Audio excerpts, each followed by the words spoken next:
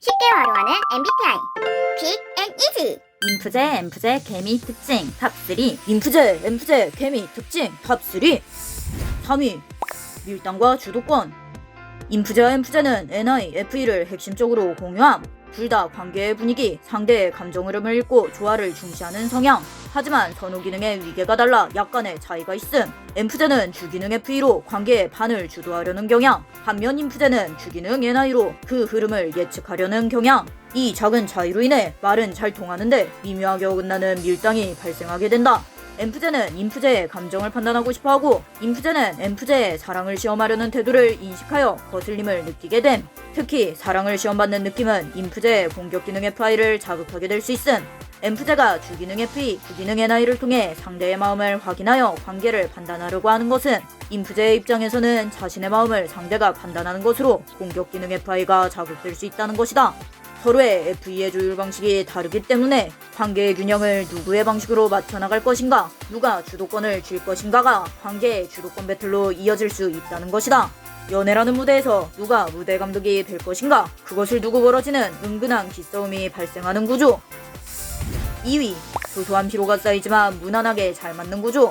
인프제와 엠프제는 유사한 선호도를 가지고 있어 무난하게 잘 맞는 편. 하지만 유의기능과 열등기능의 엇갈림은 예상 외에 피로감을 줄 수 있다. 엠프제의 유의기능 SE, 갑작스러운 감각적 충동, 즉흥적인 재미 추구. 인프제의 열등기능 SE, 예측 불가능한 감각 자극이 과해지면 스트레스. 반면 인프제의 유의기능 DI, 드라마, 사회 이슈, 철학 주제에 대해 논리적 비평. 엠프제는 열등기능 DI, 논리적 일관성에 약하고 사고적 논리 자극이 과해지면 스트레스. 이러한 소소한 갈등은 서로의 핵심 기능이 공유되어 있기에 대부분은 양보와 조율로 해결됨. 왜 자꾸 자기 방식대로만 하려고 하지? 라는 소소한 감정이 생기지만 선호 기능 FE를 공유하기 때문에 큰 갈등으로는 번지지 않을 가능성이 높음. 하지만 쌓이면 언젠가 폭발할 수 있다는 건 유의할 필요가 있다. 1위, 갈등도 누가 끝내느냐가 관건. 이 커플의 가장 무서운 포인트는 갈등이 깊어졌을 때 인프제와 엠프제는 서로의 공격 기능과 대항 기능을 교차 자극하는 구조. 엠프제는 공격 기능 N이 주제를 갈등의 핵심에서 멀리 튀는 방식으로 확장. 개똥도 약에 쓰려면 없다잖아. 인프제는 공격 기능 FI, 자신의 가치와 정당성에 대한 인식이 무시당하는 느낌. 지금 그 얘기를 왜 해? 지금 중요한 건 이 문제잖아. 결과적으로 갈등을 해결하기 위해 인프제는 자신의 입장을 조리 있게 설명하려 했지만 엠프제는 DI가 열등 기능이기 때문에 논리 싸움에 쉽게 지침. 엠프제는 논리보다는 감정을 판단하고 조율, 관계를 중시하기 때문에 갈등 상황에 DI는 자신이 열등하다는 느낌을 받으며 더 스트레스를 받을 수 있음. 결국 인프제는 내가 진심을 말해도 전달되지 않아라는 좌절, 엠프제는 왜 이렇게 까다롭고 고집스러워? 라는 불만으로 이어지게 됨.